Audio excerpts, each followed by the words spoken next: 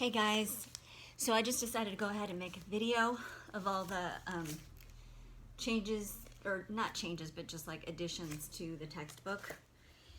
That way we don't have to take class time for it since this is such a big class. And I'm in my room that was getting painted when the lockdown happened, and we haven't had time to transition the color of the sound treatment panels. I haven't been able to go to fabric stores and look for fabric, so pardon the weird mismatched contrasty decor. This is my home studio, which I can't be in when I'm teaching you guys because right now my husband is working out of my home studio during the day, so while I teach. So okay, so I'm just going to talk this through and you guys can jot notes in your books. We already talked in one of the videos about the 3 stages of creativity, where first you ponder until you've got a concept, and then you flow, and that's when you write from your intuition, and then you edit, which is where you use your knowledge, your learned skills, craft, and this is stuff that comes into the edit phase of the creative process. And the more time you have these tools in your toolbox, the more it'll just eventually permeate into your flow, and you won't need to really think that much about it. It'll just sort of intuitively be a part of your flow process. But you'll still always want to go back and edit. And let me tell you, it's always important to think of something as a draft, because if you feel like you've done the job and then you're asked to edit it, that shouldn't feel like failure at all. It's not at all failure. It's just that you did a draft and then you need to edit it, and that's just how it is. And so I've had jobs where I've literally had to write 7 or 8 different drafts for the client, because sometimes it has to do with they've changed their mind about what they wanted, or they did a bad job of describing what they wanted. Sometimes they'll tell you exactly what they want or what they think they want, and you give them exactly what they asked for, and then they realize that's not really what they want. Or sometimes you just miss the mark, and that's okay, because no one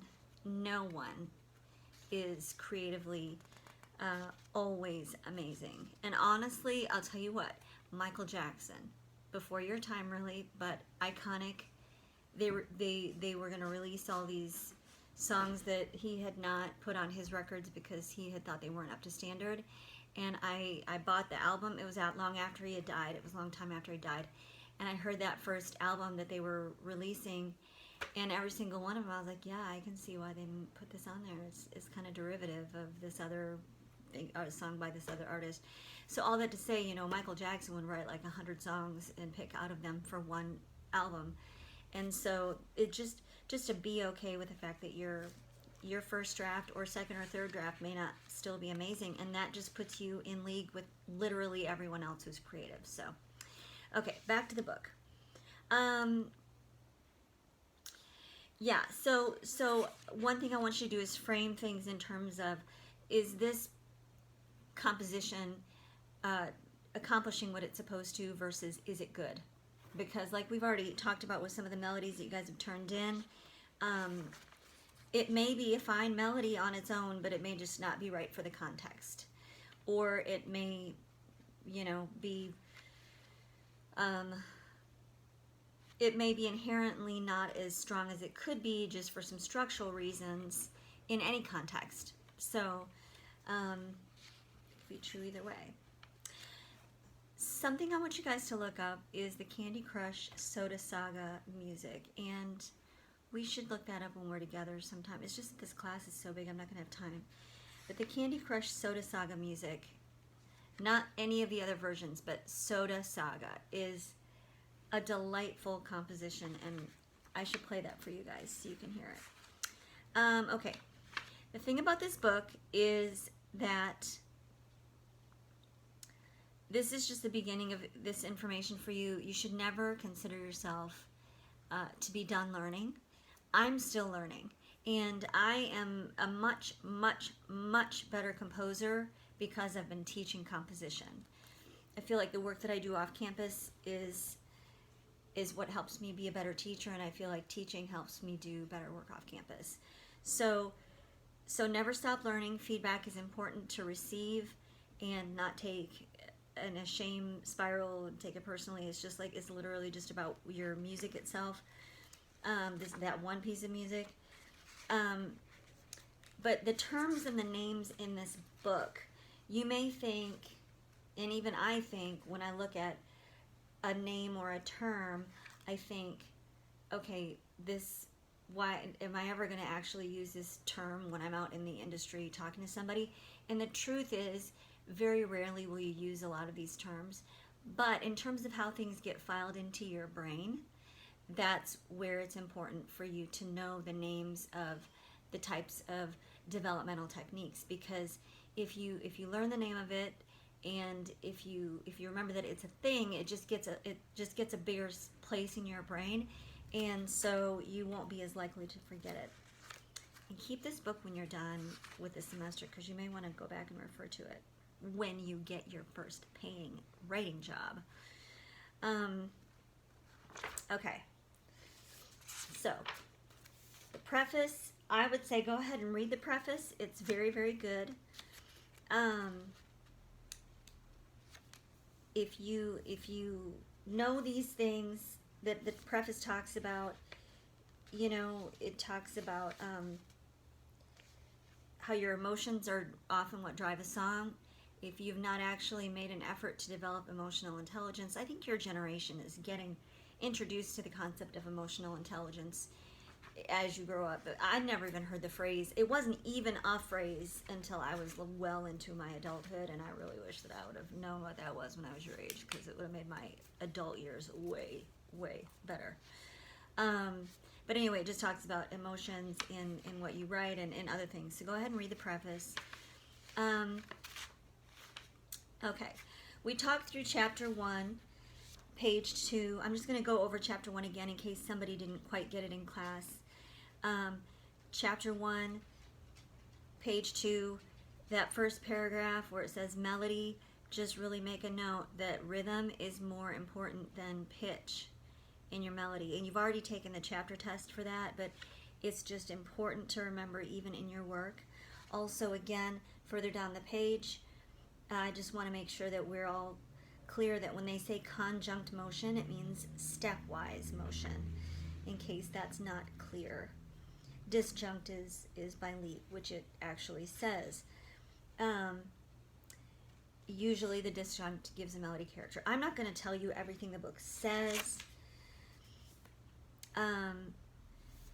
It's just important to be able to do a correct lead sheet. So again, page 5, the things that I had instructed you to add were the key signature and the time signature should always be on your lead sheet, and double bar lines between song sections. Then also rehearse the letters or numbers. And I pointed out that number 12 on the bottom of page 5 is it's essentially talking about instrumental hooks. And I also mentioned that there's a handout on Blackboard called Charting Guidelines that is good. It's not everything that's on an actual lead sheet, but it's a lot of the things that are on a lead sheet, and then but a lead sheet also includes the melody and the lyrics. Again, bottom of page 6, I had mentioned don't use repeat signs in the middle of your verse. That can usually make the navigation process get more difficult later. Okay, chapter 2. It's important to understand the harmonic series because it helps you understand the psychology of what you're doing with the music, and it's important to understand why certain things feel inherently more bright and positive and why certain things feel inherently darker. And it all has to do with the natural overtone series and what is naturally occurring and what is not naturally occurring. So definitely read read page 8, you know, for sure. Chapter 6 shows the overtone series in the minor scale, but just know that the diatonic system is man-made, and you know, when it talks about, on the top of page 9, when it talks about built-in kineticism, that it's just characterized by movement. So just read through this. You guys are smart. It's talking about tone tendencies, and I actually gave some feedback about some homework regarding tone tendencies, where you can go with or against the natural resolution. And sometimes going against the natural resolution can be a very compelling thing to do. Sarah Bareilles' song Gravity is one example where she goes from the da da da da da da. She goes from the tonic to the leading tone instead of the leading tone to the tonic, which is a natural resolution. And she could have written it the other way, but it's just cool the way she did it. That's a brilliant song. Okay, page 10 talks about an independent melody. That's what we're aiming for with our homework assignments, where you write a melody that is not does not require chords to actually make it have its own character. The melody stands on its own. And some of these things may seem obvious, but some of these may be things that you haven't thought about. Okay, chapter 3. I want to bring up a word that I'm not sure where the book might mention it, but I have it written here on this page. So chapter 3, page 14. The word prosody. In our context, I think if you look up the word prosody in the dictionary, it might be a different definition. But in our context, we will define it as how the lyric works in its melodic context, which is not only rhythmic but also pitch. So you may hear me use that word later, but just write the word prosody down so that if I talk about prosody, that will make sense. Page 15, near the stress symbols paragraph, the word scansion, I just want to make sure it's clear that means the metrical analysis of verse is what scansion means. It's not a word I have ever used in any conversation, but it's just one of those things you come across in a school textbook. So just be sure you get out of this, though, that the rhythm is the skeleton and the pitch is the muscle and the flesh. I think that's a really important concept to understand. So this chapter, I will tell you, it kind of nerds out about the strong and the strong and the weak, stress patterns. Really, it's just important just to have a general idea. It's kind of the same. Once you get the gist of it, it's kind of the same. So we're never going to dissect the stress of the rhythms, because that is not fun. But it talks about how when syncopation comes into play and it goes kind of against the natural stress pattern, how that can kind of be an interesting thing. So really look, as you go through the book, look at the examples, because you will learn from it. But just understand where the naturally implied stress occurs in the rhythms and when there are exceptions. And I think as long as you get that much out of this, that'll be great for your career as a composer or songwriter. Okay. But generally speaking, you will have the natural emphasis of your syllables line up with the stress of the rhythms, generally speaking. Page 21, it talks about masculine and feminine endings, and honestly, this is not something I've ever personally, I've never used these terms in just being a working professional. However, it can't hurt to know about it, and when it comes time to, later in the book when it talks about things being left open or closed in terms of pitch or rhythm, the feminine and then the masculine, it can help you understand what might feel more closed and what might feel more open. Closed and open meaning what feels like it's done or not done yet. What feels like, yeah, okay, we just finished this thought and it's the period at the end of the sentence, or you know what, there is more to come. You should keep listening because there's more to come. That's what I mean by closed versus open. Yeah, and then page 22, beyond simple prosody, it's good to be intentional about that. So, all right, chapter 4, tone tendencies. This is a good chapter. Talks about stable versus unstable tones in the scale, and it is really good to be aware of it and in control of it when you need to hit an emotional target. There is not it is not rocket science when you think about the psychology of the pitch versus the emotion. And we'll talk about this when we talk about modes, but basically as things raise, things get brighter, and as things go down a half step or down or descend, they go darker emotionally. It's really that simple. So when you are lifting, it brightens the emotions, and when you're going down, it lowers it. I'm not saying that every sad thing you need to write needs to just keep descending over and over, but it's just good to understand that that's going to be the general impression you make. Some of you on your superhero theme chose to use minor or put like a flattened scale degree in there. That wasn't necessarily a wrong choice to make, but the result was that it had a darker psychology to it. So it's just a matter of what you want to achieve. Chapter 5, symmetry versus asymmetry. Balanced or unbalanced will definitely affect the emotion of a piece. And this is a really good concept to understand, balance versus symmetry. So just make sure that you're giving this chapter some of your headspace when it comes time.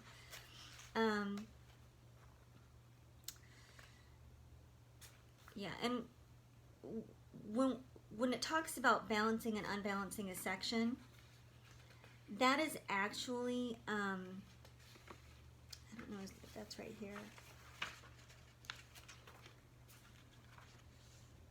Balancing and unbalancing, in general, when it's talking about matched and unmatched phrases, I'll tell you what, I am not,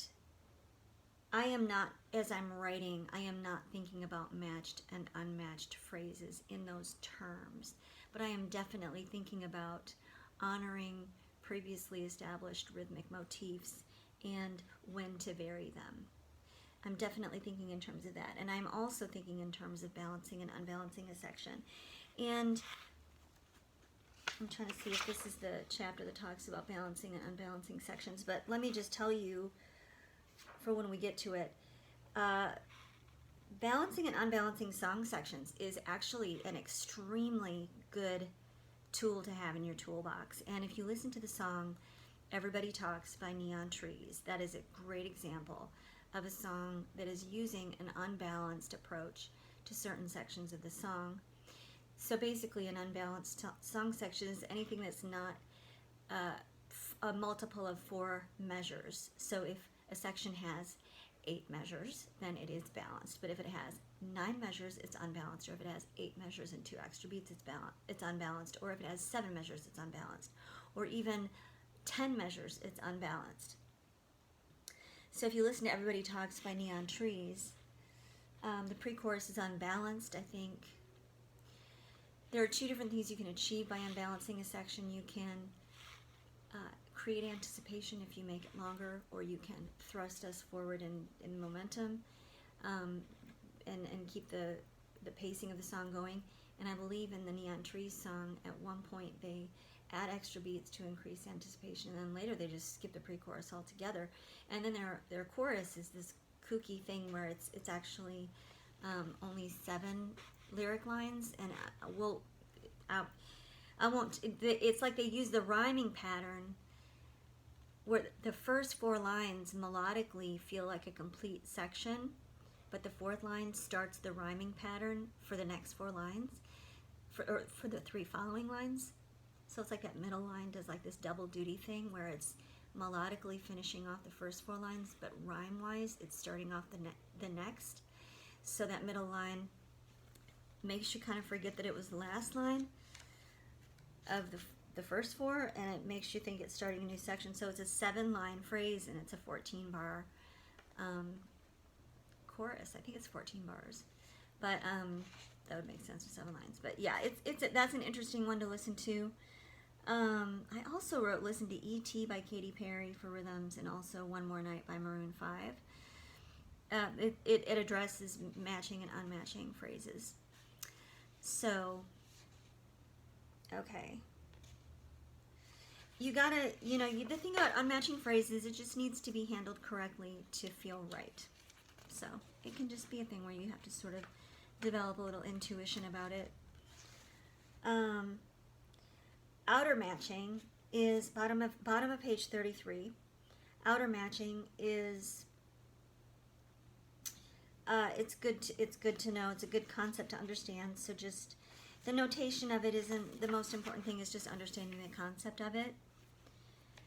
Matched rhythms, inner rhythmic matching. Again, the concepts are more important to understand than remembering exactly what they're called, other than just giving it more space in your brain. And then, yeah, page 35 is where it talks about open versus closed. Again, great concepts to understand. So, pitch is more influential in determining whether something is open or closed, but rhythm does actually play a factor.